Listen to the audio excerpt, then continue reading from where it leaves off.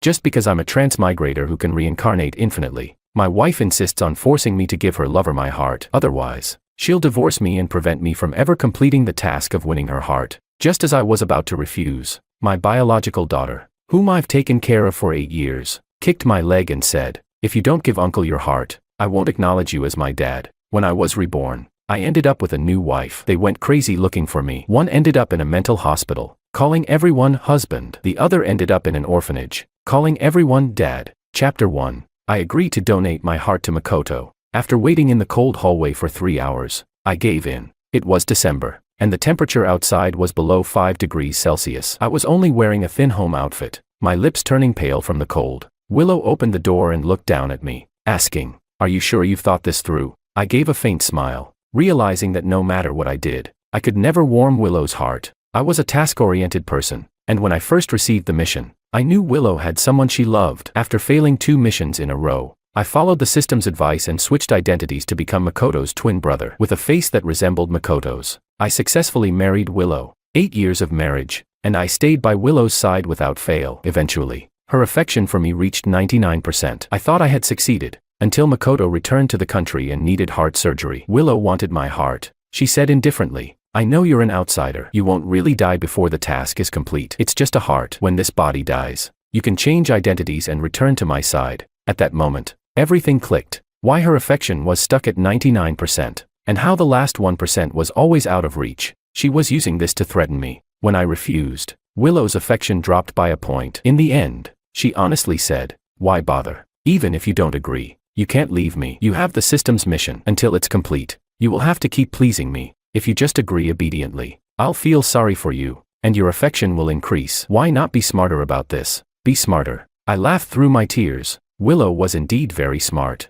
With an IQ of 153, she became a top heart surgeon at a young age. So, even in love, she measured everything in numbers, controlling everything like an experiment, using the slightest hope to force me to compromise time and time again. At that moment, I understood. Willow didn't dislike me. She was just too cold-blooded, too heartless. In the end, even my biological daughter, whom I had cared for 8 years, said the same thing as her mother, "If you don't agree to give Uncle Makoto your heart, I won't recognize you as my dad." Their hearts were like iron lumps that could never be warmed. Since that was the case, I didn't want to waste another 8 years. I said, "I've made up my mind. Since you want my heart, I'll give it to you." At the same time, I silently spoke to the system in my mind, "After this body dies, please just give me a new target for my task." The system asked, "Host, are you sure you want to change your task target? After changing, you and Willow will have no further connection, but you will be reborn with a new identity." I replied, "Yes." No further connection was fine. I didn't want to continue pursuing Willow. Willow showed a hint of surprise. She didn't expect me to agree so quickly.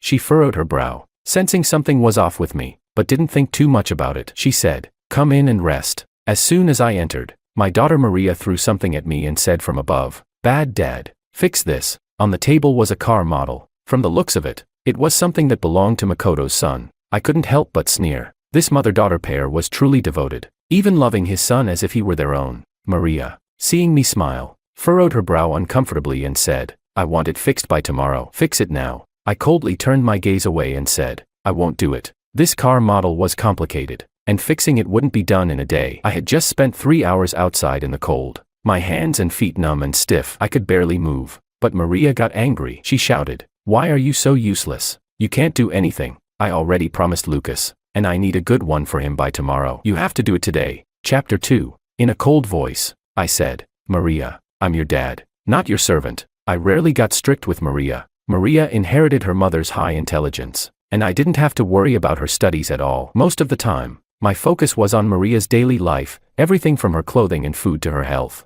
I took care of it all with meticulous attention. But despite all this, Maria was always dissatisfied with me. She had grown accustomed to my sacrifices, and now, she was demanding more, expecting me to do anything for her without question, as though it was her right. In the past, I tolerated it, but now, I couldn't anymore. Willow came out of the kitchen and told Maria, "Let your dad rest tonight. We can do it tomorrow." At that moment, Willow seemed to return to her role as a good wife. She put a hot water bottle in my arms and tried to hold my hand, saying, "Why get angry with a child?" I stepped back slightly, avoiding her touch. I spoke calmly, "I'm not angry with her." I thought to myself, "I'm just informing Maria that I no longer plan to be her dad." Willow's hand froze in midair. Before pulling back, there was a sense of awkward silence, a feeling of lostness she couldn't quite place. Willow frowned. She had never seen me like this. In her mind, I should have exploded in anger, only to relent in the end. But now, I had skipped all the steps and calmly accepted everything, as if I didn't care at all. She said, "Let's eat first." Willow changed the subject and brought out a bowl of fish soup from the kitchen. She handed me the first bowl. "Drink some soup to warm up." "Isn't fish soup your favorite?" I looked at the milky white soup, with tender fish meat and a rich broth. It was one of Willow's best dishes. But a bitterness rose in my heart. I said, "Makoto is the one who likes fish soup." Willow's movements paused for a moment, before she casually replied, "You're brothers. Your preferences should be similar." I gave a self-deprecating smile. Makoto and I had completely different tastes, but Willow only remembered Makoto's. Her mind, which usually only kept track of experimental data, had dedicated a space to remember everything about Makoto. I lowered my head and said, "I hate fish soup. I hate the fishy smell in it. It's unpleasant. Disgusting. Drinking it feels like drinking swill." Willow's actions didn't stop. She just calmly said, "Eating fish is good for your heart." I tightened my grip on the spoon. So, this was what she cared about. I didn't say anything more, forcing myself to drink the entire bowl of fish soup before heading to my room. We had been married for 8 years, but Willow and I slept in separate rooms. She had said her sleep was light, so I volunteered to sleep in the guest room, and that's how it had been for 8 years. It was probably because she didn't want to share a bed with me, but now, I didn't care anymore. The next morning, I woke up feeling groggy, not knowing when I had fallen asleep. There was a loud knocking on the door. "Dad, bad Dad, why aren't you up yet to make my breakfast?" My body felt heavy, and I struggled to get up, realizing it was already 8 o'clock. Maria had school at 7:30, and I usually woke up before 6 to prepare breakfast and the things she needed for school. I opened the door, and Maria kicked my calf. At 7 years old, she had some strength, and the pain made me step back a few paces. I coldly asked, "Where's your mom?" The living room was empty, and there was no one in the room either. Maria casually said, "Mom went out. Her work is so important. Unlike you, a low-level worker who's too lazy to get up and make me breakfast." Willow was indeed busy. As one of the top heart surgeons in City A, she worked tirelessly, often neglecting Maria. When Maria was sick as a child, I took her to the hospital alone, running up and down, sweating profusely. In the end, Maria recovered, but I got sick. When Willow found out, she coldly said, "Next time, remember to call the nanny." "Call the nanny," she said lightly. She had never taken care of a child, so of course, she didn't understand how worrying it was when a child was ill. A nanny could only take care of errands, but how could I trust a nanny to provide the companionship and care a sick child needed? Willow didn't understand this. She only blamed me for not handling things well. Now, Maria felt the same. She said, "Uncle Makoto is right. You're just a lazy, useless man, not a good dad at all." Children speak without thinking, but their words hurt the most. I looked at her, this child I had raised with my own hands. She used to hug my neck when she was little, calling me dad and swearing she would be my little cotton-padded jacket for life. But now, this was what she had become. I laughed bitterly. "Maria, can't you see I'm sick?" Maria then noticed the pallor on my face. She frowned, her expression as cold as Willow's, with no concern, only displeasure. She said, "So stupid. Why did you have to get sick at this time? A person who can't even manage their health doesn't deserve to be my dad." With that, Maria turned and left with her backpack. I stood at the door, my head spinning, slowly leaning against the door frame and crouching down. The door slammed shut. I stood there, bitterly thinking, soon, I won't be your dad anymore. Chapter 3. I hastily swallowed 2 cold medicine pills and put on a mask before heading out. The winter in December was truly cold. I took a taxi to the building where my company was located. The employees in my team were already waiting for me. One of them said, "Mr. Wong, you're finally here. The final design for the Wong degree collection hasn't been decided yet. We're waiting for your approval." I took the design draft from the assistant. I am an art student. After graduation, I worked as a designer for a clothing company, and a few years later, I started my own clothing brand. Although my company isn't exactly huge, it's the result of all my hard work. I pay particular attention to the quality of design drafts. But this time, some of the drafts were very poorly done. I frowned and said, "How did the company hire interns with such low standards?" The assistant looked uncomfortable, hesitated for a moment, and said, "Well, these are from your brother, Makoto." No wonder. 3 months ago, Makoto returned to China after divorcing his wife and bringing his son with him. Unable to find a suitable job, my parents asked me to give Makoto a director position at my company. Makoto's skill level, he couldn't even meet the standards of an intern, let alone a director. Naturally, I refused, But I couldn't fight off the pressure from the family. They kept pushing and even came to the company to cause trouble. In the end, I gave in and arranged for him to have a designer position. Who would have thought he would submit something like this? I immediately had those drafts removed and told the assistant, from now on, just make it look like you're doing something with his submissions. Don't bring them to me. I found them unbearable to look at. Then, I took out the design drafts I had modified over the past few days from my bag and said, take these and discuss them with a few designers. See if they're good enough for the final collection. The assistant's eyes lit up as soon as he saw them. He said, Mr. Wong, you're too humble. This will definitely work. Everyone knows your level. I just took it as flattery and turned to handle the rest of my work. After the heart surgery, this body was doomed to die. After my death, the system would give me a new body, and this company likely wouldn't survive either. After years of hard work, I planned to pass the company on to my best friend, but before that, I wanted to finish the remaining work and stay on duty until the very end. I worked until 2 in the afternoon, when my stomach started growling, and I realized I hadn't eaten all day. Just as I was about to head out for lunch, the office door was pushed open. It was my father, looking travel-worn. When he saw me, his gaze was sharp,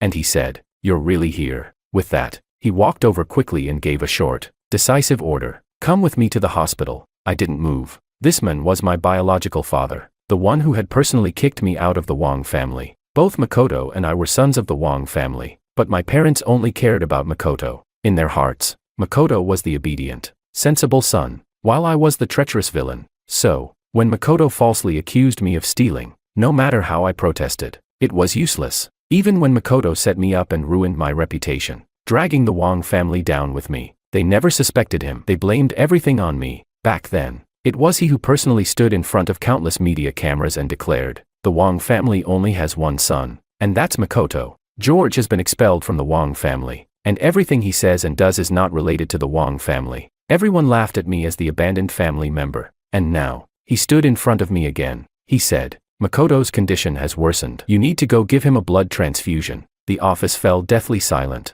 I wanted to ask, after 7 years, how he could still stand here so boldly and say those words. I asked, "What does his life or death have to do with me?" My father's face turned ashen. He replied, "He's your real brother." I bitterly smiled and said, "Did you forget? 7 years ago, you kicked me out of the Wong family. I have no family left, no brother." His face froze. The words he had said years ago had finally come back to haunt him like a boomerang. The man who had always been proud now lowered his head and pleaded, "The doctors say Makoto's heart function is very poor, and he's anemic. Only a blood transfusion can keep him alive. We still haven't found a heart donor. You must come with me and donate your blood." Looking at him, I felt an even greater bitterness rise in my chest. I had never seen my father beg like this before. Makoto truly was the apple of his eye. And it wasn't just him, was it?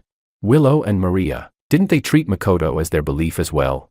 I smiled bitterly and said, "Fine, I'll agree, but I have one condition. I want all the shares of the Wong family that Makoto holds." My father's eyes turned cold. He said, "George, don't get greedy." I replied, "That's my condition. If you don't agree, then fine." After a long silence, my father finally gave in. He dragged me to the hospital without allowing me any time to rest. I felt faint from hunger after a whole day without food, without any time to recuperate. My father pulled me straight to the blood donation room. The nurse saw my pale face and kindly asked, "Are you experiencing low blood sugar? Do you need to rest or have something to eat?" But my father impatiently urged, "Hurry up." This private hospital was one my father had invested in, and his word was law here. The nurse, frightened, didn't dare to delay and quickly prepared the blood collection equipment. As soon as the needle was inserted, I felt dizzy. A severe cold, coupled with a whole day without food and the low blood sugar, caused me to struggle to breathe. My head uncontrollably tilted to the side. The nurse was horrified and cried out, "We can't continue. If we draw more, something will happen." My father's face turned dark. He was worried not because I might die, but because without me, Makoto would have no blood. He said, "Fine. Stop here. Use what you have." I was supported into the restroom. I lost consciousness completely, and in a daze, I didn't know how much time passed. A woman barged in, slapped me hard across the face, and cried, "It's all your fault. What are you pretending to faint for? What use is this little bit of blood?" The pain woke me up, and I saw my mother's swollen face, her hands grabbing me, punching me, crying as she shouted, "Why did I have you two in the first place? If only it was just Makoto. You're a curse. Even when you were in my womb, you took away Makoto's nutrition, causing him to be born with heart disease. Now when we need your blood, you're here acting like you're dying. Do you want your brother to die that much?" Her cruel words pierced deep into my heart. I, who had never cried, now felt cold tears fall from my eyes. I had heard these words countless times since childhood. Just because Makoto and I were twins. Just because Makoto had heart problems. Everything was my fault. I took the life resources that should have belonged to him. No one in the family loved me. My wife and daughter hated me. From the moment I was born, I carried the original sin. Chapter 4. Slaps landed on my face one after another until a hand stopped them. It was my father who intervened and blocked my mother. Seeing Willow, my father was also surprised and asked, "Why are you here?" Willow replied, "I heard that Makoto's condition is worsening, so I came to check on him. Don't worry too much. I've already found a heart donor for him, and he will recover soon." My mother, who had been crying just moments ago, immediately stopped. She asked, "Really? Where did the heart come from? Is Makoto really going to be okay?" Willow reassured her again, "I have some other resources. I'll personally perform the surgery, and Makoto will definitely be fine." Upon hearing that Willow would personally conduct the surgery, my heart trembled. Then, a bitter laugh followed. After my mother left, Willow, sensing the intense heat in my body, helped me to the hospital room. She thoughtfully prepared a blanket and hot water. I lay on the bed, and Willow took my temperature. When she saw the thermometer reading 41 degrees Celsius, she frowned and said, "You have a fever. Why didn't you call me?" I curled up and sarcastically replied, "The brilliant director Lu, the master healer, probably didn't expect that staying in a corridor with a temperature of under 5 degrees Celsius for 3 hours could make someone sick. It wasn't that she didn't care. It was that she didn't care about me. The only thing she was ever concerned about was the heart inside my body." Willow paused, then seemed to feel guilty and murmured, "I'm sorry." Her voice was so soft I thought I might have imagined it. She sat beside the bed and took my burning hand, whispering, "I'm sorry. I promise that after this, I'll be with you, and we'll live together properly. Whatever conditions you want, I'll meet them. I'll love you properly." But I didn't look at her. I silently withdrew my hand. After an entire night of 4 drips, I began to feel better the next day. Willow didn't return to her hospital job but stayed by my side, bringing over some medicine. The medicine was bitter, and I frowned as I swallowed it. Willow placed a glass of orange juice in front of me. I asked, "How long will it take for me to recover?" Willow answered, "Generally, a regular cold takes about 7 days to heal. You have a high fever, so it might take around 10 days. I asked again, "Will this delay the heart transplant for Makoto?" I said it so casually, as though it was a trivial matter. Willow looked at me with a complicated expression, suddenly feeling like she didn't understand me anymore. She didn't respond immediately. I continued, "Even if I'm not healed, it won't matter, right? After all, once the heart is removed, I won't be alive anyway. Does a cold matter?" My words were too cruel, yet I said them with unnerving calmness, like a cold blade. For some reason, Willow seemed distressed. She insisted, "I'll make sure you are healthy enough to undergo surgery, healthy enough to go under the knife, only to never come back." I didn't understand her insistence. Outside the room, my father entered, holding a stock transfer agreement. He threw the file heavily onto my face and coldly said, "As you wished. All of Makoto's shares now belong to you." This document included both mine and Makoto's shares, totaling 20%. It was enough to secure a seat in the boardroom. I was satisfied and signed it. Once everyone left, I called my lawyer and said, "I'd like to arrange my inheritance." My lawyer, accompanied by my friend Kevin, came in. Upon seeing my pale, gaunt appearance, Kevin's anger flared. He cursed, "Bastards, how could they treat you like this? I'm going to make them pay." I stopped him. During my time trying to win Willow's heart, I didn't encounter many good people, but Kevin was an exception. He always stood by my side, no matter what I faced. He was the first one to offer help. Kevin was also, apart from Willow, the second person to know about the system I was using. At this point, I explained to Kevin that I was planning to change my target. He said, "So, you're finally going to get rid of Willow, that scumbag?" I nodded. Kevin stood up excitedly. "That's great. The system is finally doing something useful. You should have dumped Willow earlier. Let her suffer." I couldn't help but laugh at him, then turned to the lawyer and said, "I want to leave all of my shares in Wong Corp, the company, and some cash to Kevin. The rest, I want to donate to children in the mountains." The lawyer wasn't surprised by this but still asked according to protocol, "And what about your family?" I answered, "Not a penny for them." Kevin's eyes reddened as he said, "I'll hold on to everything for you for now. When you return with your new identity, I'll give everything back. You must come back." I nodded. Just then, Willow walked in and asked, "What do you mean by come back?" Her gaze was sharp. I wasn't sure how much she had overheard, so I hurriedly explained. "I told Kevin that when I recover, I'll be traveling abroad for a while, and he asked me to bring something back for him." Willow didn't show much expression but scrutinized me for a moment before returning to her usual demeanor. She said, "Don't forget to go for the checkup later." I sighed in relief. Willow personally took me for the checkup. I knew this checkup was to see if my heart met the requirements for donation. After the checkup, I happened to run into Makoto. He was sitting in a wheelchair, his thin body under a hospital gown. His face was pale, and he coughed intermittently. Just sitting there made one feel heartbroken. Suddenly, Makoto spoke. Bro, I heard from my wife that they've found a heart for me. Aren't you happy for me? I looked into his black eyes, so bright and innocent, but underneath, there was so much malice. Does he really not know anything?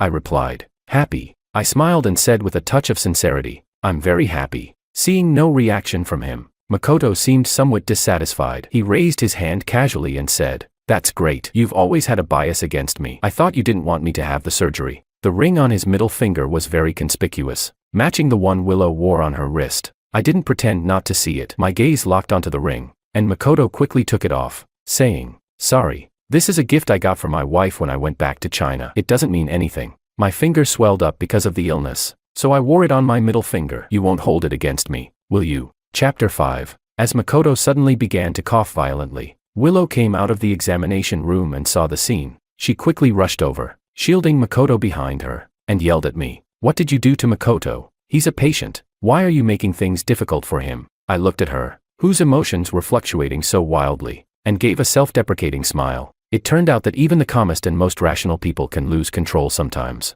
All because of Makoto's little cough. She didn't even bother to ask the context, instinctively placing me in the role of the aggressor. This was my wife, the person I once loved so much. My heart felt like it was being tightly squeezed by something, suffocating. Makoto continued to cough and said, sis-in-law, please don't be angry. My brother didn't do anything. He just mentioned the ring on my hand. Don't blame him for that. Willow's face darkened further, and she said, the transplant date has already been set. Your little tricks won't change anything. I won't let anything interfere with Makoto's surgery. She thought I was intentionally provoking Makoto's condition because I didn't want to donate my heart, but I didn't explain. There was no point in explaining. Willow would never listen to anything else. I just silently turned around and returned to the hospital room, closing the door behind me. Now, the only thing accompanying me was my design sketches. I loved drawing and designing, and my greatest wish these years had been to see the clothes I designed on the runway. Even just once. Luckily, I received an invitation for next year's fashion show. Unfortunately, I probably wouldn't live until then,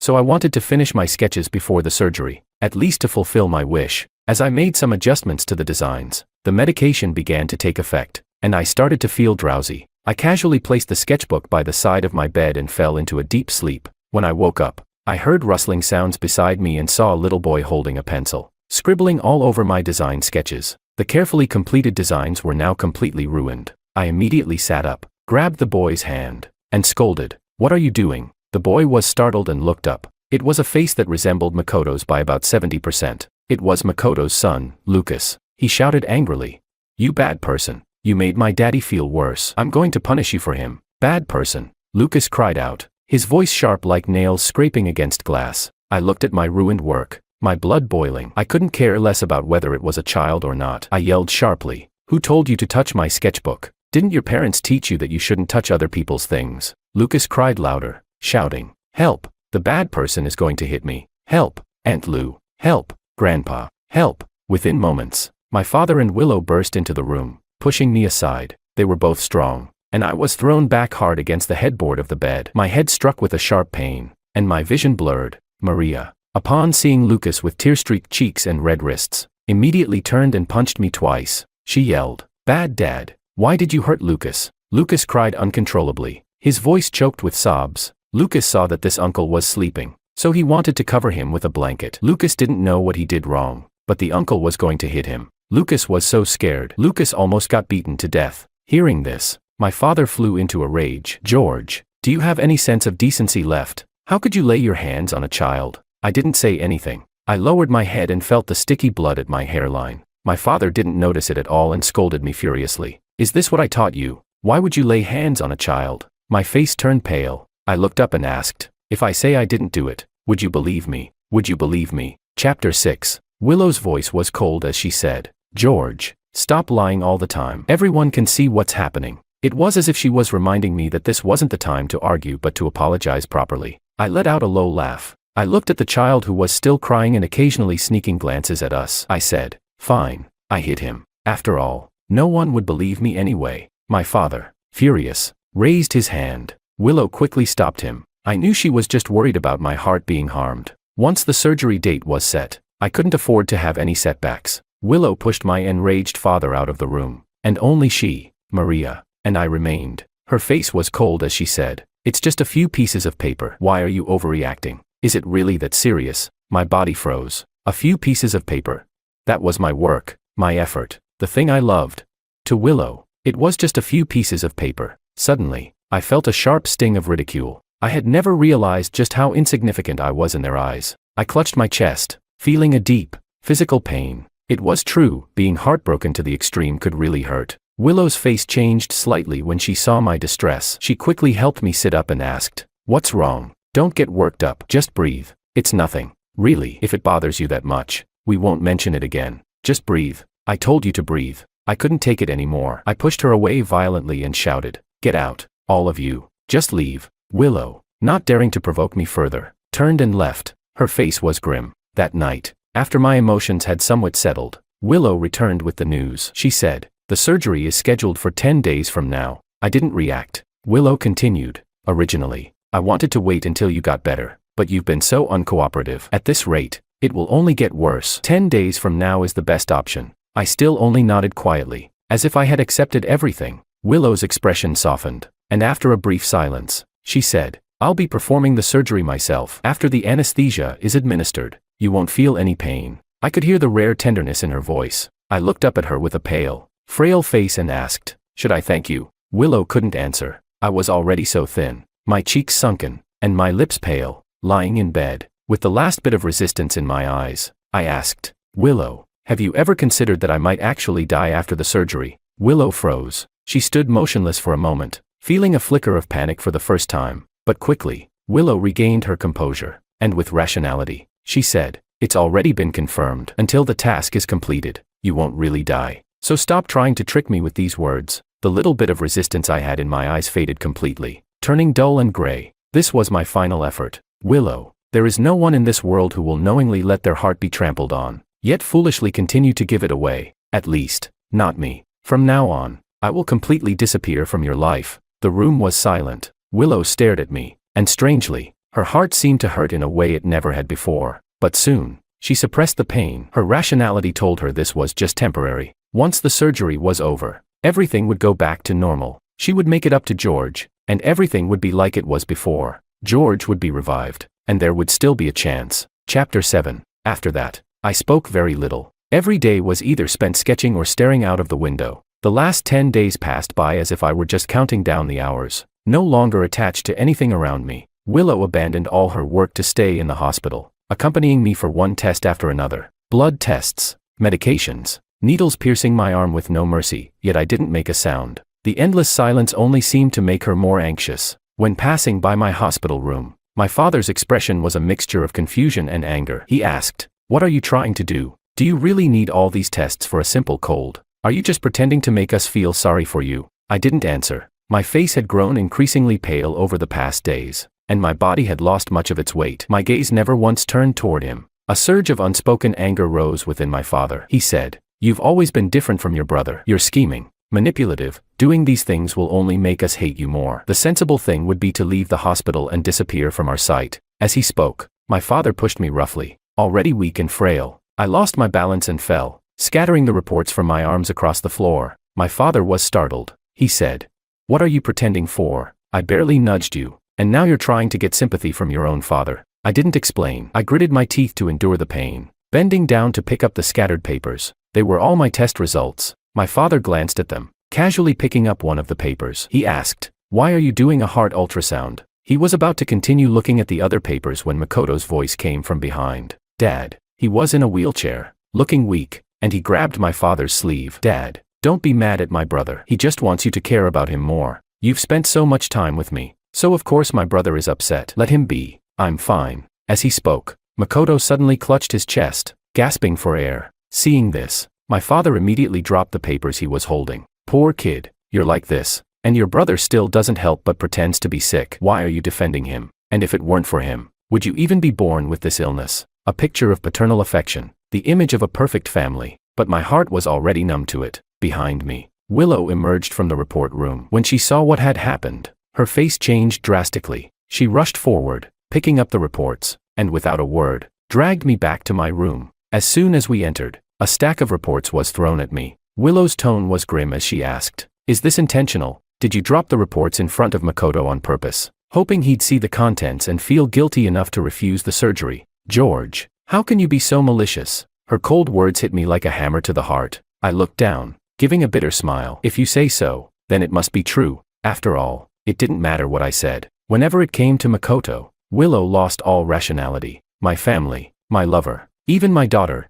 everyone only trusted Makoto. No matter how much I explained, it would all be in vain. I silently returned to my bed and asked, "Do you need anything else?" Willow was silent for a moment. Then her gaze fell on the nightstand, on the sketchbook Lucas had destroyed. She said, "Before Makoto's surgery, he has one last wish, to appear at the fashion show as a designer. You're supposed to participate next year, right? Why not give him your spot?" Chapter 8. I looked up in surprise. I asked, "Do you know this is also my dream? How long I've worked for this, and now you want me to give my spot to him? I can't agree to that." Willow furrowed her brows again. She said, "It's just one spot. What's the big deal? Makoto isn't like you. He's afraid of the surgery. He just wants to fulfill a small wish before going under the knife. As his older brother, can't you at least satisfy this one request?" My fists clenched. How could she say this so lightly? As if all my efforts didn't matter. If Makoto wanted something, everything had to be given to him. I said, "I've already agreed to give him my heart. Now, does he want to take my life's work too?" Willow's heart shook. Outside, I heard Makoto's choked sobs. He said, "If you don't agree, I won't have the surgery. The surgery is so dangerous. What if I don't come out of it? I just want to fulfill a small wish. If you can't even grant that, I'd rather just die." My father quickly shook his head. "Silly child, how can you say such things? I promise you, I promise you." After saying this, my father quickly walked over to me and ordered, "This spot will go to your brother." His tone was final, not open for discussion. I refused to back down. "The organizers invited me. This is my hard work." My father's face immediately darkened. He shouted, "Makoto is your brother. Can't you stop being so selfish? Are you trying to kill him on purpose and enjoy it?" I stood my ground. "Fine, fine." My father said "fine" several times in a row before pulling out his phone. He said in front of me, "Don't listen." Fine. Don't even think about keeping your pathetic company. Do you want me to send someone to buy it out now? You care about your precious work so much. Think carefully. What's more important, your company or a single spot? I trembled, staring at him in disbelief. This was my father. He would use my weakness against me, time and time again, forcing me to compromise. My fists tightened. I knew, once my father said something like that, he could actually make it happen. Willow, standing by, also tried to persuade me. "You'll have another chance for a spot next time. Just let him have it this time." I laughed bitterly. I looked at the people in front of me, my closest family, my wife, my relatives, my child, all of them siding with Makoto. I replied, "Fine, I'll let him have it." Then I turned to the others and asked, "Are you all satisfied now?" Everyone breathed a sigh of relief and turned toward Makoto. Only I remained still, tilting my head back, closing my eyes, holding back tears. The light in my eyes slowly faded, until it completely extinguished. Later that evening, Willow brought me a bowl of porridge. It was the seafood porridge I loved, the aroma strong and inviting, but I had no appetite. I lay motionless on the bed. In the trash can, my sketches, which I had thrown away myself, lay discarded. Willow carefully brought the porridge to my mouth, but I didn't respond. I simply turned my head away, coldly. After a long silence, Willow set the porridge down and said, "Then eat it yourself." The room fell silent once again. I looked at the porridge on the table and, without a word, threw it into the trash can. The next day, I saw Makoto waiting in the hallway, his eyes gleaming with smugness. He said, "Brother, what's the use of your talent? In the end, the opportunity is still mine." Chapter 9. Makoto sneered, "No matter how hard you try, it's all in vain. Everything I want, Dad, Mom, and even Willow will put right in front of me. You've never enjoyed this kind of treatment, have you?" He suddenly burst into laughter, a cold, malicious smile on his face. "I wonder, after my surgery, if you'll still have the chance to see me on the runway." The look in his eyes was all too clear. He knew everything. He knew it all. I stared at him coldly and said, "Even if you get on stage, with your level, you'll only become a joke." Makoto's expression darkened immediately. With no one around, his face showed no pretense. He sneered, "Instead of worrying about me, you should be more concerned about your good friend. I heard he's causing some trouble." I turned pale. "What do you mean?" Makoto feigned innocence and said, "You still don't know. Your good buddy Kevin came to me, talking all sarcastic. I just told Dad that I didn't like him. and it seems like Dad's going to take care of him. It might be tricky, but you know how Dad works. He can easily frame him with some tax charges. He won't be out of prison for 10 or even 20 years. I couldn't hold myself back any longer. I raised my hand and slapped him across the face, yelling, "You lunatic. What's your problem with me? Why target my friend?" Makoto laughed carelessly. "Why shouldn't I? You don't have anything left for me to target, so I'll just make things hard for him. You can only blame yourself. You're the one who ruined your good buddy. What does it have to do with me?" Makoto grinned, looking so innocent, yet his words were filled with chilling cruelty. I raised my hand again, but this time, before I could strike, I was forcefully pushed away. Willow arrived, quickly pulling Makoto behind her. She shouted, "What are you doing?" Her eyes were filled with anger as she glared at me. "What has Makoto done to you? Why are you trying to hit him again?" In the blink of an eye, Makoto began to cough uncontrollably. He said, "Willow, it's not my brother's fault. It's just that I spoke carelessly and offended him. I don't mind if he hits me to vent his anger. I'm not in pain." Makoto suddenly began to act as if he was struggling to breathe, pretending to be in extreme discomfort, almost as if he were dying. Willow's face grew even darker. She shouted, "George, have you lost your mind? Why are you doing this to Makoto? Look what you've done to him." But I couldn't care less. I only had one thing on my mind, to call Kevin and warn him to be on guard. I took my phone out, but before I could dial, Willow smacked it out of my hand. She bit her lip and said, "Do you even have a heart? At a time like this, you're still thinking about your phone. Makoto's condition can't handle any more stress." The phone hit the ground. The screen shattered instantly. I picked it up and checked. It was completely dead, unable to turn on. Willow didn't even acknowledge my actions. She grabbed my hand and said loudly, "Makoto's condition is worsening. He needs to have surgery right away." That's when I noticed Makoto was clutching his chest, gasping for air, putting on a painfully exaggerated act. He tightly gripped Willow's clothes, but his eyes were smug, clearly enjoying the situation. It was all a show. I pulled away from her and tried to go to the nurse's station to borrow a phone, but Willow's people grabbed me and held me down, giving me no chance to resist. She yelled, "Do you want to back out now? There's no need to wait anymore. The surgery must happen immediately." They dragged me toward the operating room. I had no strength to resist, so I said to Willow, "I'm not backing out. Just let me make a call. It's urgent." Willow ignored me, assuming I was just stalling for time. I was helplessly strapped to the operating table, several people holding me down. I begged again, "Willow, please, let me make just one call. It's just one call, please." Willow's expression remained cold. "Administer the anesthesia." The cold liquid was injected into my body, and I knew there was no chance left. My eyelids grew heavier, and the world around me went dark. Before I lost consciousness, the last thing I saw was Willow's face, and with a cold, venomous gaze, I muttered, "Willow, you won't have a good end." In the darkness, the cold, mechanical voice of the system echoed in my mind. "Unfortunately, the affection is insufficient. Host's third task has failed. The current body is about to die. According to the host's wish, we have already selected a new target and are seeking an appropriate opportunity for reincarnation." Chapter 10. Beep. The cold alarm from the heart monitor echoed through the room. A nurse's voice rang out, "Dr. Lou, the heart removal was successful." Everyone breathed a sigh of relief, but Willow's hand suddenly trembled, a wave of immense panic sweeping over her. She instinctively looked at the figure lying on the operating table. George's face was peaceful, lying there without a single breath. She had personally removed his heart. Willow suddenly felt dizzy, as though reality was slipping through her fingers. It wasn't until someone beside her nudged her that she snapped back to reality. "Dr. Lou, isn't it time for the transplant now?" That's right, Makoto was saved. Wasn't this what she'd always wanted? After 6 hours of surgery, Willow walked out of the operating room. Wang's father and mother Wang were anxiously waiting outside. Even Maria and Lucas had arrived, all of them concerned about how Makoto was doing. Willow said, "The surgery was a success." Wang's father and mother immediately burst into tears, and Maria and Lucas jumped up in joy. No one asked about George's whereabouts. Inside the operating room, Makoto was wheeled out. Mrs. Wang followed the nurse to the ward, while Mr. Wang stayed behind to thank Willow. His eyes were filled with tears as he grasped Willow's hand and said, "Willow, you're truly a great daughter-in-law. If it weren't for you finding the heart and personally performing the surgery for Makoto, it wouldn't have gone so smoothly. If I'd known, I should have had Makoto marry you earlier. Actually, back then." He sighed halfway through. "Never mind. Forget I said anything. Can you tell me who donated the heart? I'd like to thank their family properly." Just as he finished speaking, the operating room door opened. The nurse wheeled my body out, covered by a white sheet. As the nurse passed by Mr. Wang,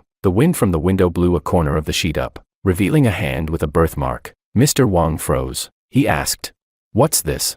He recognized the birthmark. It was George's. Without thinking, he instinctively followed. Willow quickly intervened, blocking his view and saying, "Organ donation is anonymous. It's a rule. Please don't inquire, Uncle Wong." Mr. Wong didn't think too much about it. Perhaps it was just a coincidence. In the hallway, Willow took over the nurse's duties and personally wheeled George's body to the morgue. In the cold morgue, she lifted the white sheet and looked at George's pale face. A gory wound marked his chest, though she knew it wasn't true death. Seeing George lying cold and motionless in the morgue, Willow's heart still twisted as if she had truly lost him. A wave of delayed sorrow washed over her. Willow held his hand, trying to comfort herself as she whispered, "It's okay. You'll come back. You love me so much. You'll definitely come back. Even if you don't want to come back, the system won't let you leave before the task is finished." She lowered her head, resting her forehead against George's cold one, and softly promised, "When you come back, we'll live a good life together, okay?" If it were the old George, he would have gently stroked her face and said, "Okay," but now, the only response was endless silence. Based on Willow's experience, George would return within 3 days. He would inhabit another body and live under a new identity. And Willow was confident, no matter what George's new form was, no matter what identity he took on, if he appeared beside her, she would definitely recognize him. Chapter 11. When Willow stepped out of the morgue, she saw Maria standing at the door. Maria was looking inside, a bit awkwardly asking, "Did Dad die?" Willow replied, "He'll be back in a few days." Maria didn't say anything further and entered the morgue, pulling back the white sheet. Though she had prepared herself, she still paled, her eyes turning red, and without a word, she turned and ran out of the room. In Makoto's hospital room, he was slowly waking up from anesthesia. He touched his chest, looking somewhat confused, and asked, "Am I just like a normal person now?" Willow nodded. Makoto immediately shed tears of gratitude, looking at Mr. and Mrs. Wong and saying, "Mom, Dad, Willow, thank you so much." A happy atmosphere filled the room. Makoto wiped his eyes and suddenly brought up, "Where's George? My illness is cured, and I'm sure George would be happy. I want to tell him." Willow's face changed slightly. Mr. Wong snorted disdainfully and said, "Who knows where he's gone? Ever since you went into surgery, he hasn't shown up." He didn't even care about his own brother. A hint of realization flashed across Makoto's eyes. Still, he was uneasy and asked Willow, "Willow, is my brother angry with me?" Willow didn't know how to respond. No matter how she explained it, George was gone, his identity had died. She didn't answer but instead tried to comfort him. "Just rest, okay?" And then she left the room. That evening, Mr. Wong went outside for a smoke. He saw a nurse cleaning the neighboring room, which was empty. Unable to resist, he asked, "Where did the person in there go?" The nurse shook her head. "I don't know. I'm just here to clean." "Are you a family member? There's a piece of paper left on the bed. You can take it." The nurse handed him a piece of paper. Mr. Wong took it and saw that it was a compatibility test form. The result showed that George's heart was a perfect match for Makoto's. In the cold night, his hand trembled as he held the cigarette. He mumbled, "What is this?" The nurse, thinking he didn't understand, explained, "It's a compatibility test. The donor and recipient match perfectly." Mr. Wong's hands began to shake. He looked over the form again and again, the names George and Makoto written clearly and unmistakably. In that instant, memories of the numerous tests George had undergone came rushing back. He recalled the test results he had found outside the hospital room, the body covered by a white sheet outside the operating room. The wind had blown the sheet up, revealing that familiar birthmark on the hand. Mr. Wong's hand trembled, and the form fell to the ground. Stumbling, he turned and rushed toward the morgue, nearly falling along the way. When he opened the morgue door, he saw George lying silently on the slab, his face drained of color. Mr. Wong stumbled and fell. Willow rushed to catch him, blocking his view, but before she could explain, Mr. Wong pushed her aside and, finally breaking down, asked, "What is going on?" Willow remained silent. He demanded, "You said you found a heart source. Was it George's heart? What have you done?" Willow explained. Makoto's condition was dire, and the heart was hard to come by. Mr. Wong shouted, "So you just let George die, no matter what? He's my son, and he's your husband." Willow looked up at Mr. Wong and replied, "This was the only way to save Makoto. If you were the one who had to choose, would you have made a different decision?" Chapter 12. The morgue fell into silence. No answer was the best answer. Wong's father staggered back a few steps, realizing something. Finally, he covered his face and cried out, "I'm sorry, Dad. I'm sorry." He apologized to George's body. Willow said nothing and silently leaned against the wall. After a long time, she finally spoke. "I'm sorry for him. I've already bought a plane ticket to leave. Once Makoto is discharged, I will take George's ashes and leave here. You know, he didn't want to see you all. After saying this, Willow turned and left. Days later, when she returned to the familiar home, Willow still felt a sense of disorientation. After all, she had lived with George for 8 years, and there were traces of him everywhere in the house. On the wall hung their wedding photo, where George was smiling so brightly, so full of life. Willow felt a pang of discomfort and decided to go downstairs to buy something. As she passed by a woman in the neighborhood, the woman asked, "Willow, I haven't seen George around lately." Willow didn't know how to answer and said, "He went back to his hometown." "Why did he go back?" "He told me last time that you were staying up too late and not taking care of yourself, and that I should bring you a free-range hen from the village to make soup for you. I brought the chicken back." "Did he forget?" "It's fine. You can take it." Willow looked at the chicken the woman handed her, suddenly feeling a mix of emotions. "Thank you," she said. She went upstairs in silence. The large house was eerily quiet. She wasn't a talkative person and had always been used to silence at home, but George would always talk to her about everyday things. Most of the time, she found it annoying, but now that the sound had disappeared, she realized how silence could become a kind of torture. In a daze, the door opened. Willow instinctively stood up and said, "George, you're back." But as soon as the words left her mouth, she froze. At the door stood Maria, who frowned and threw her school bag on the ground. "Mom, I'm hungry." Willow, not in the mood to cook, took out her phone to order takeout. After eating a bite of the takeout, Maria put her chopsticks down and said, "This tastes awful. Why is Dad still not back?" Willow knew Maria was picky, but she hadn't expected her to be this particular.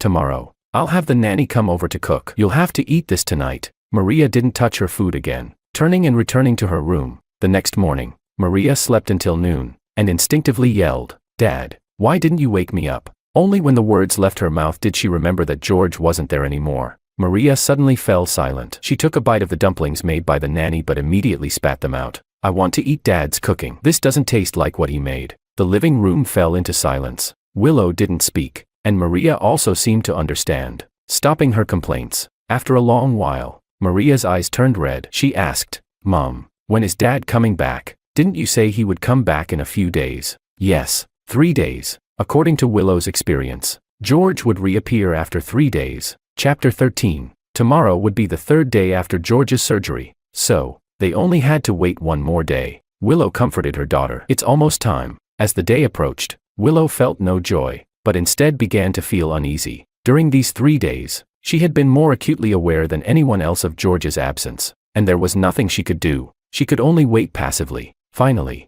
the 3rd day arrived. She had stayed awake until midnight, and with no desire to sleep, she put on some clothes and went out. She had no particular destination, just hoping to run into someone, maybe even George. But from midnight to the early hours of the morning, she walked around her neighborhood and all the places George usually went, but didn't see anyone who resembled him. Her anxiety grew bigger and bigger. It wasn't supposed to be like this. In the past, George had quickly returned after changing identities, and as long as he reappeared, no matter what his new look was, Willow could always recognize him instantly. The sun rose, and Willow, exhausted, finally made her way to the hospital. Makoto had recovered very well. His face had regained color, and he could walk now. When he saw Willow, his eyes filled with joy. "Willow, are you here to see me?" Willow, distracted, looked around the hospital. There were many people, and she was trying to spot George among them. Suddenly, a man who resembled George appeared in her line of sight. Willow instinctively stood up, but before she could approach, Makoto grabbed her sleeve,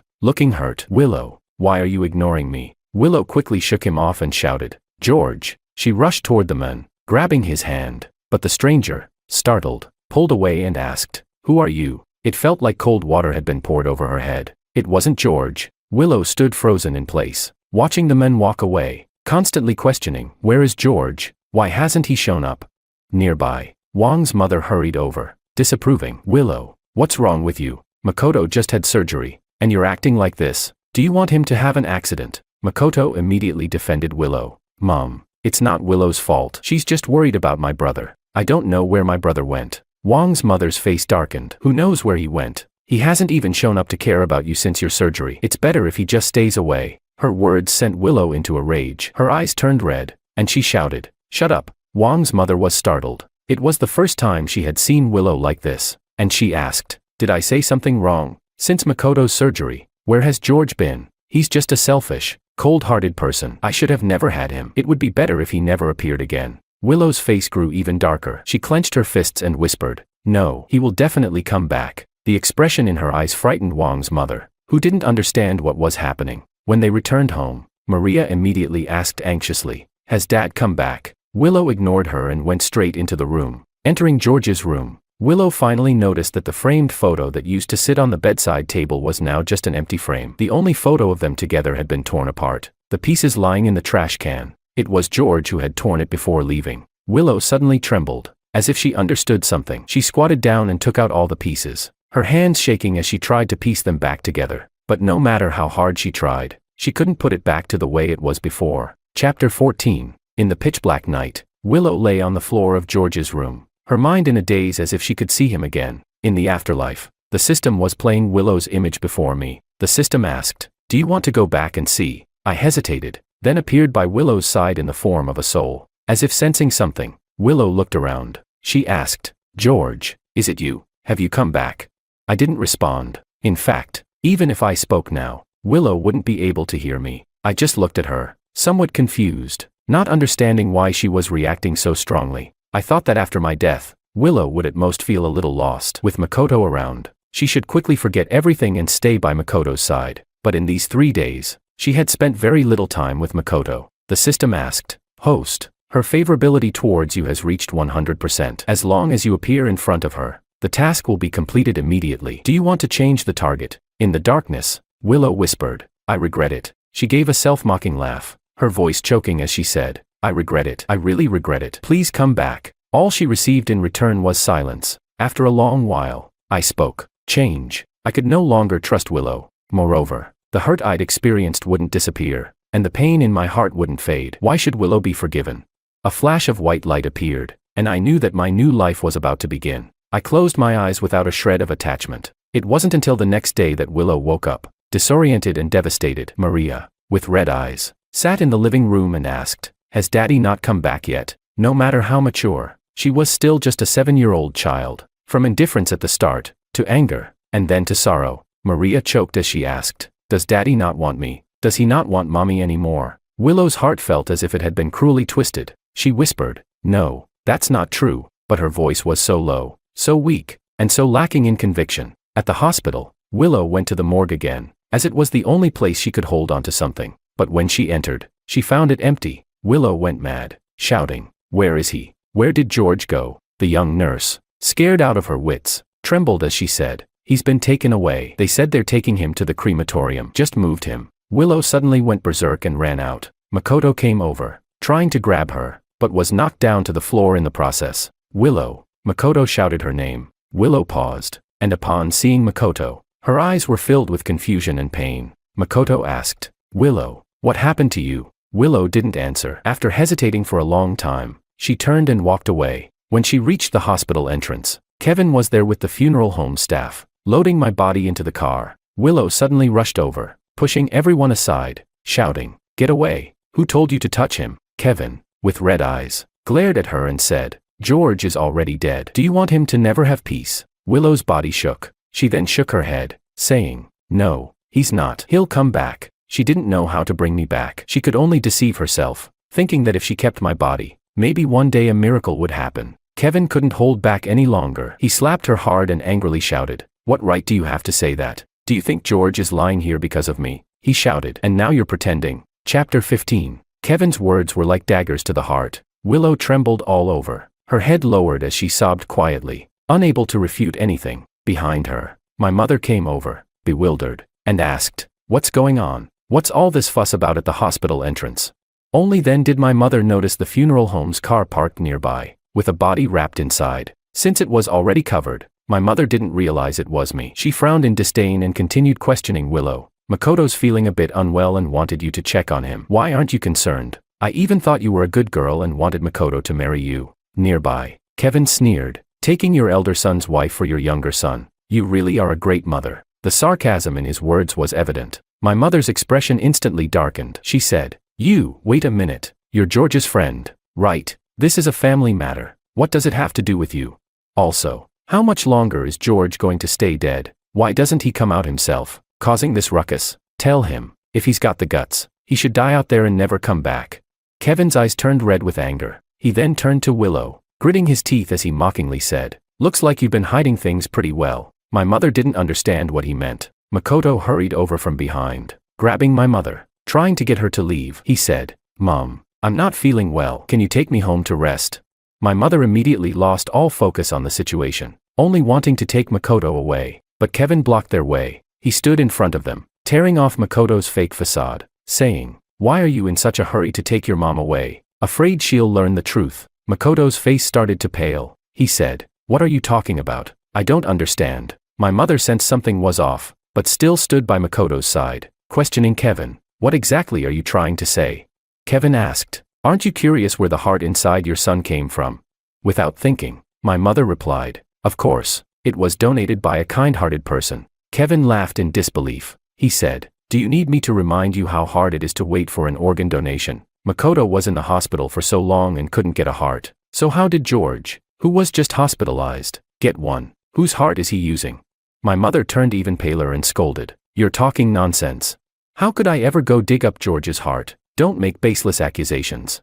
Kevin turned to Willow and asked, "Is it an accusation? Ask your good daughter-in-law." My mother's face grew even whiter. She looked at Willow, but Willow just lowered her head. Then she looked at Makoto, who was desperately shaking his head, claiming to know nothing. My mother's chest heaved as she continued to refute. "This can't be. How could this be? You're just talking nonsense." Before she could finish her sentence, Kevin pulled her in front of the funeral home's car. He unzipped the body bag, revealing my corpse. My father rushed over, but was still a step too slow. My mother let out a blood-curdling scream, her body going limp as she stared at the person in front of her. "Let go of her," my father shouted as he rushed forward, holding my mother up and trying to block her view. But it was too late. My mother's eyes widened in disbelief as she stared at the person in front of her. Her mouth hung open, and she couldn't find the words to speak for a long time. She could barely stand, leaning on my father, feeling like something inside her mind had snapped. She muttered, "How is this possible? How could this?" Kevin sneered, "Take a good look. Makoto's life was bought with your other son's life." These words were a direct blow to her heart. My mother couldn't take it anymore, letting out a final, heart-wrenching wail before collapsing unconscious. Chapter 16. Makoto's face wasn't much better than my mother's. Kevin walked up to him, and Makoto, terrified, stepped back. He finally braced himself against the wall. Looking at Kevin in fear, he stammered, "I don't know. I really don't know anything." Still pretending, even now. Kevin almost wanted to tear his face apart, but that would be too easy. He looked at Makoto, speaking each word deliberately. "Do you think you've won?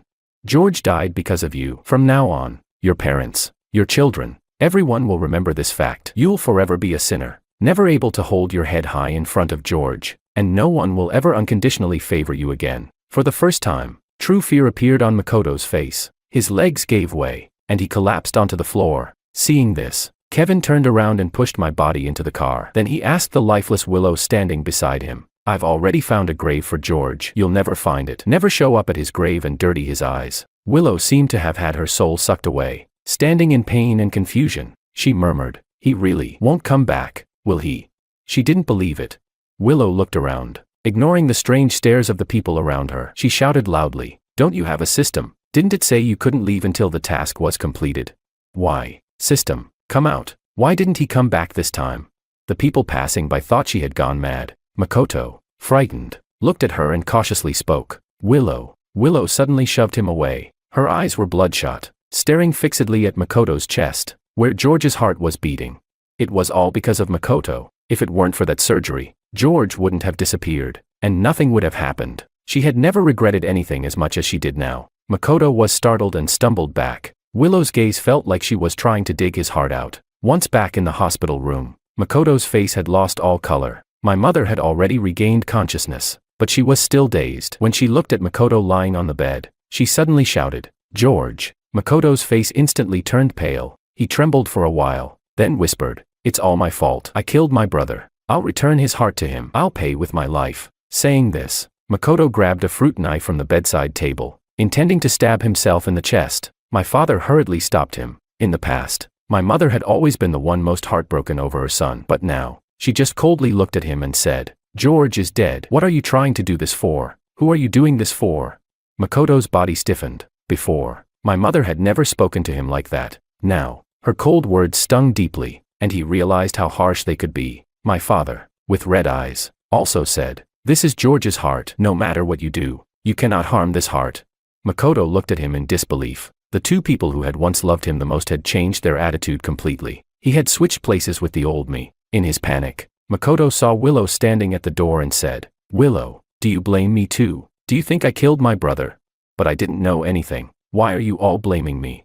Makoto's eyes reddened, feeling incredibly wronged. If this were the past, everyone in this room would have rushed to comfort him. But now, no one moved. Willow just looked at him and asked, "You really don't know?"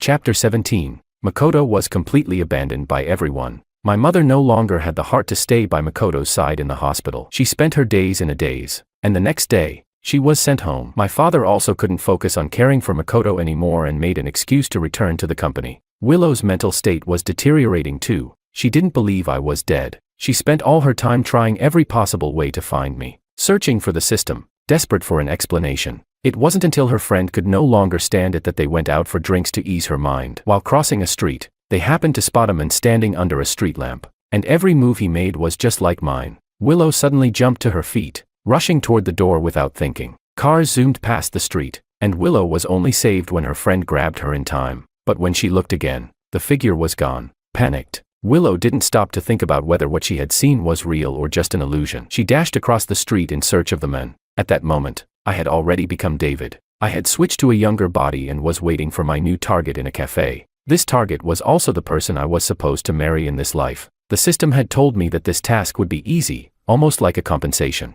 But just before the person arrived, a figure appeared before me, leaving me stunned. George Wong.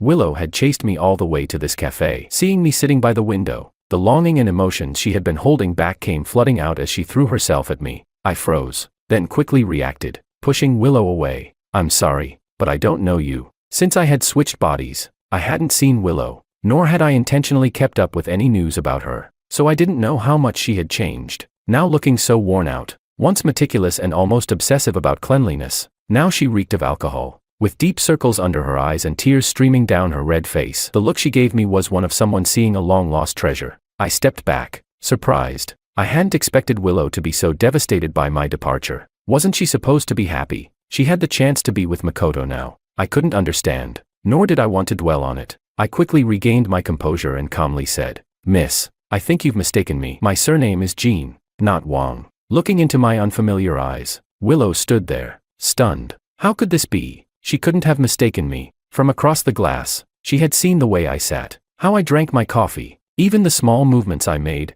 Everything was identical to George. How could I not be George? In the time it took for her hesitation, I stood up and left my seat. Willow hurried to follow, but a bodyguard appeared out of nowhere and blocked her. I got into a car, maintaining my cold and distant expression. "Sorry, I really don't know you. Please don't look for me again." With that, the car door closed. The world grew quiet. I leaned back in my seat, rubbing my temples. I asked the system, "How did she find me?" The system replied, "She's been looking for you, going to crowded places to increase the chances of a reunion." It was just a coincidence. I was speechless, then sighed. If it were before, I would have been overjoyed knowing how much Willow cared for me. Now, I only felt that this belated affection was nothing but hollow. Willow only regretted now, but it was too late. Chapter 18. When I returned to the Jean household, as soon as I entered the door, I saw my mother rushing over, worried. "My dear son, I heard from the bodyguard that you encountered a crazy person today. Are you all right? Was it scary? Did they hurt you?" She looked me over carefully, her expression full of concern. Only when she was sure I was fine did she pat her chest and say, "That really scared me. How can there still be mad people wandering around in broad daylight?"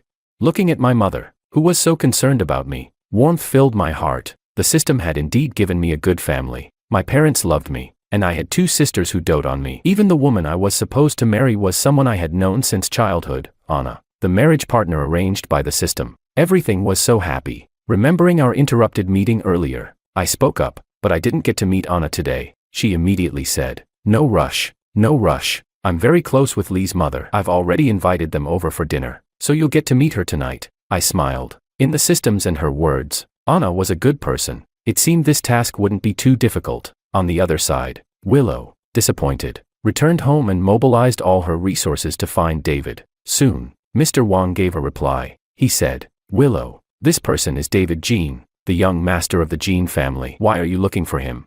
Willow stared at the photo of David, her fingers trembling. She said, "No, he's George." Mr. Wong was shocked and thought Willow had lost her mind. He was about to try and console her, but Willow had already left. 3 days later, at the charity gala, I, as one of the invited guests, attended the event. Standing beside me was Anna, wearing a fishtail dress, her smile captivating. We both appeared at the gala, and rumors about a potential marriage between the Jean and Lee families were subtly confirmed. All eyes turned to us, offering praises of a perfect match, but in the corner, Willow stared at the scene, her eyes bloodshot. She didn't believe the man in front of her wasn't George. Downing the glass of wine in her hand, Willow walked toward me. Having drunk a little, my face felt warm, and I was looking for a quiet place to cool off when I saw her walking toward me. The slight intoxication in my brain immediately cleared, and I stood up straight. Willow looked far more composed than she had when I had seen her a few days ago, probably because she had prepared for this moment. When she got close, she politely spoke.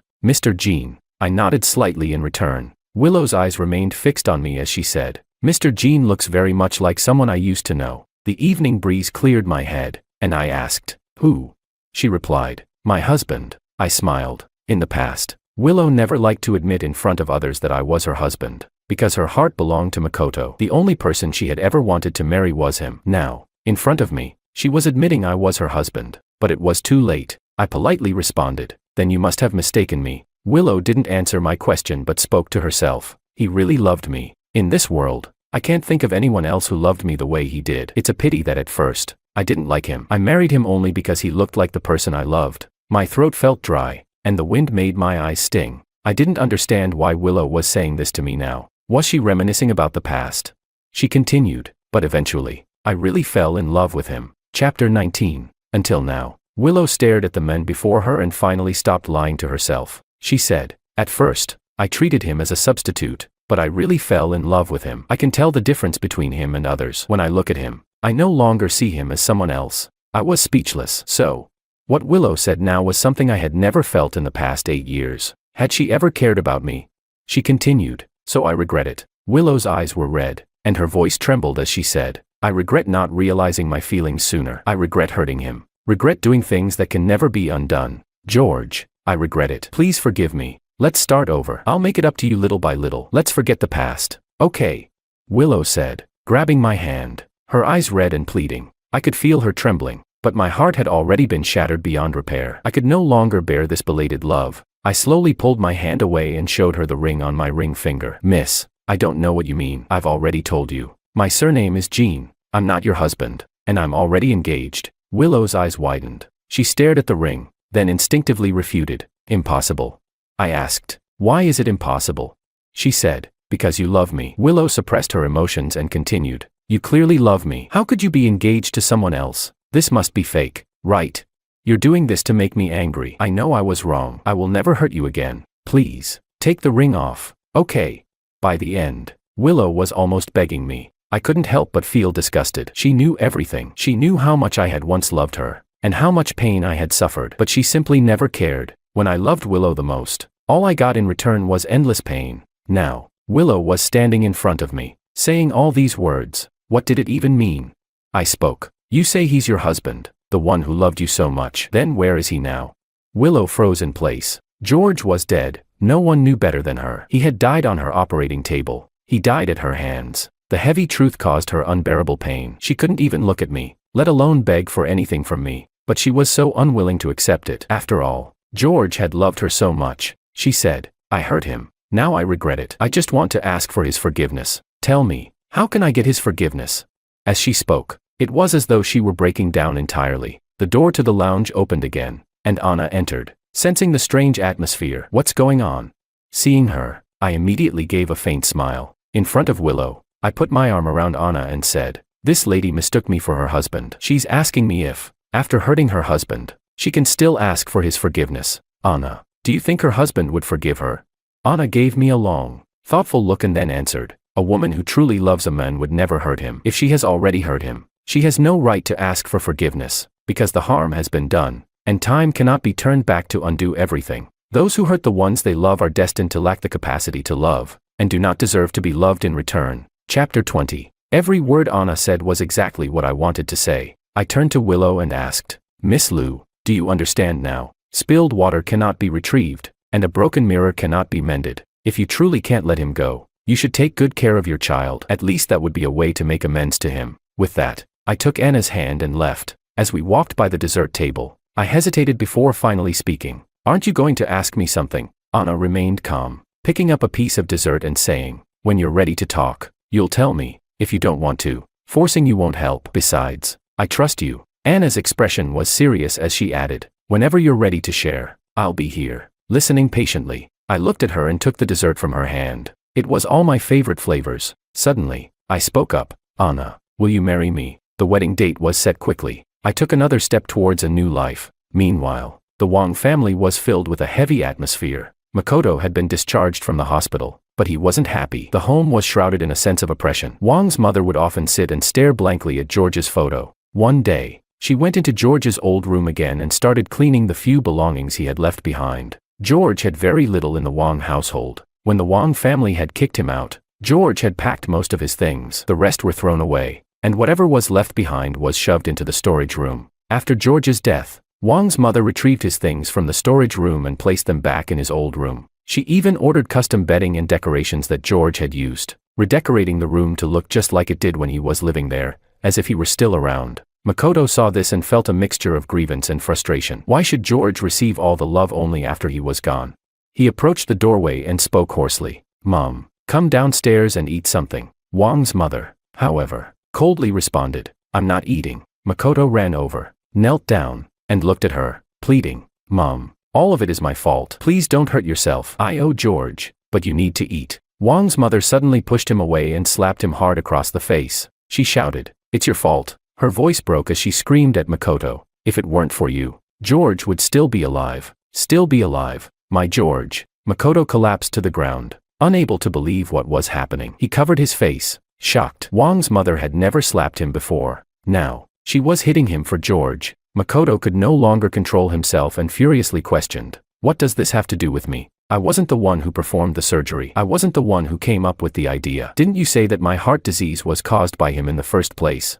So, he gave me his heart. What's wrong with that? Wasn't I your most beloved child? Why are you hitting and cursing me over such a worthless person? Wang's mother's face turned red with fury, and she gasped for breath. Just then, Wang's father, who had just returned home, heard the commotion. He rushed in and helped Wang's mother up, kicking Makoto away as he shouted, you bastard. We really spoiled you. No matter how bad George was, he was still your biological brother. He gave his life for you, and you have the nerve to say such things. Chapter 21. Makoto stared at them in disbelief. He pressed his chest and loudly claimed he was having trouble breathing, just like before, but all he got in return was a cold glare from Wang's father, who said, your condition is fine now. This heart is George's. It's perfectly healthy. Who would believe this act? Makoto's expression twisted completely. In his mind, after the surgery, everything should have fallen into place. The parents' favoritism, Willow's confession, he thought all of it would naturally come to him. But the reality was that he lost everything. Why was this happening?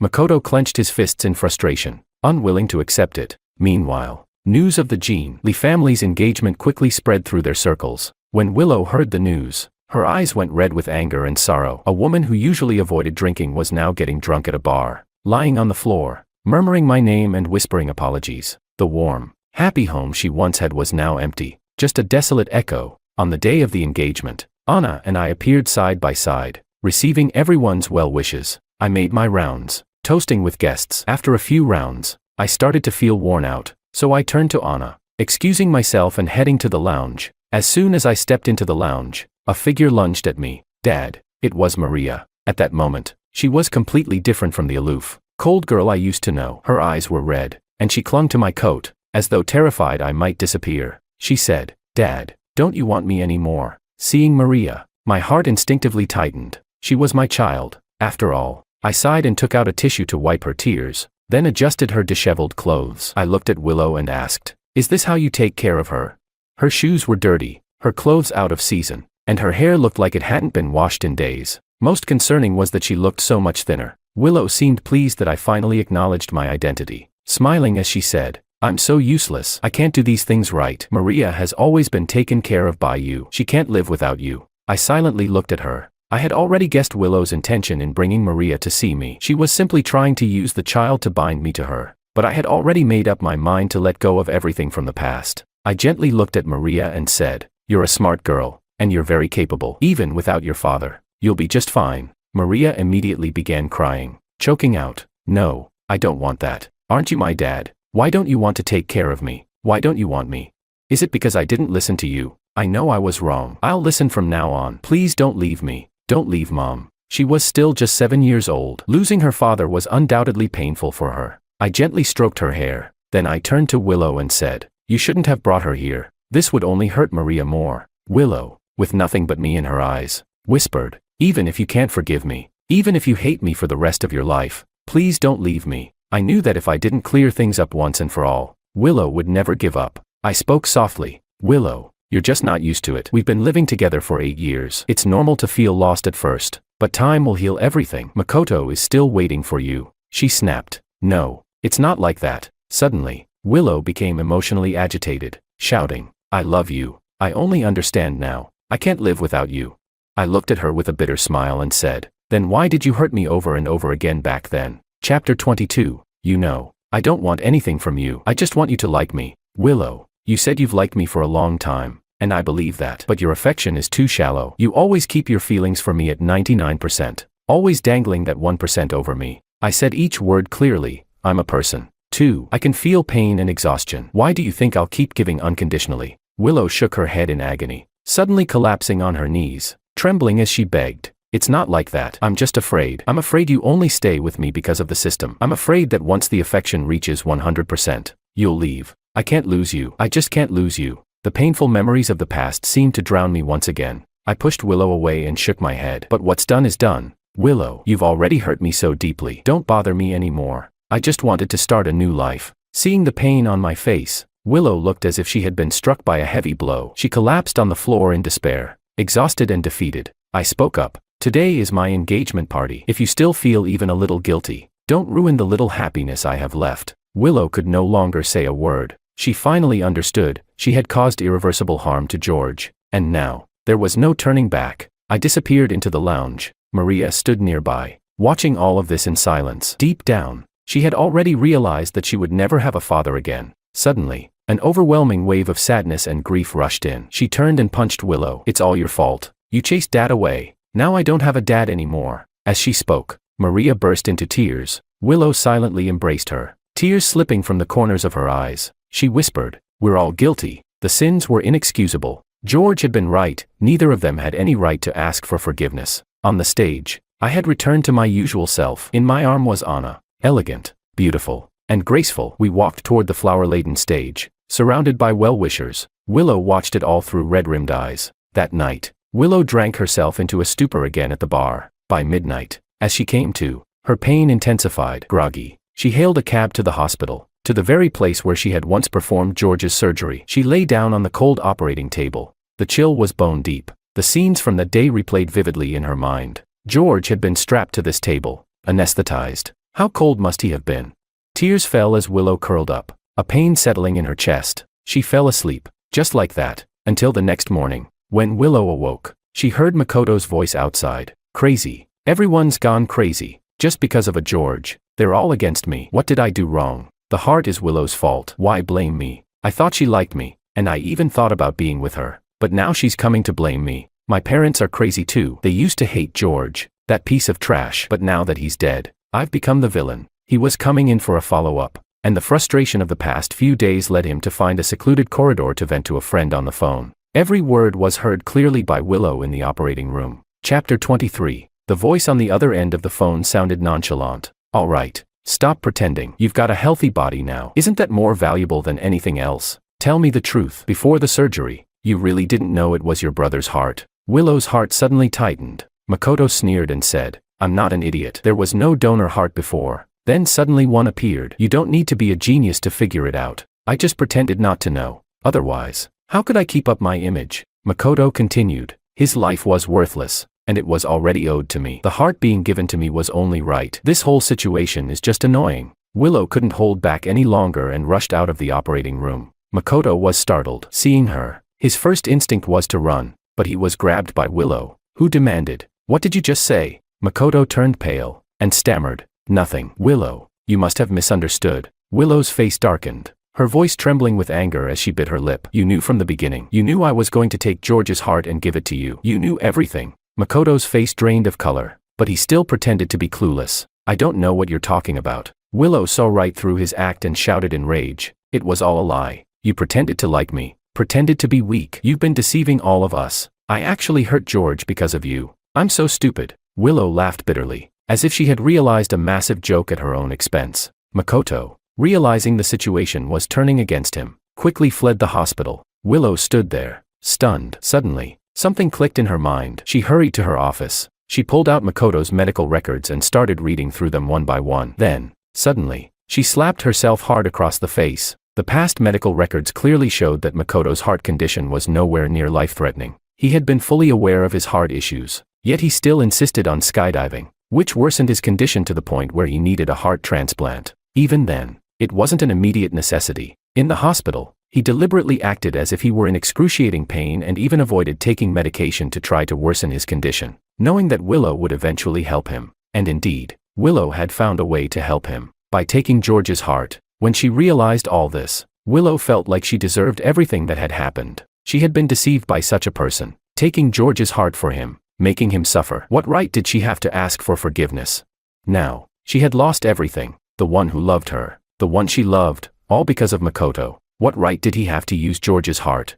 With this thought, she left the hospital and headed straight for the Wong family home. At that moment, the Wong house was shrouded in gloom. Makoto had just returned home and found his father sitting in the living room, furious, and his mother's face was as dark as ink. Makoto, feeling somewhat uneasy, asked, "Mom, Dad, what are you doing here?" Wong father stood up, and with a forceful slap, knocked him to the ground. Makoto, still confused, exclaimed, "Dad, what are you doing?" Wong father, in front of him, played a recording, the very one Makoto had made in the hospital corridor. It had been recorded by Willow and sent to Wong father's phone the moment it happened. Chapter 24. Wong's mother's face was full of disbelief, mixed with pain and disgust. She said, "We always thought you were a good child, but it turns out it was all an act. You deceived your own parents and harmed your own brother. You took his life." She pointed at him, loudly reproaching him, her words filled with anguish. Makoto knew he could no longer hide the truth. With red eyes, unwilling to accept the reality, he shouted, "What does it have to do with me?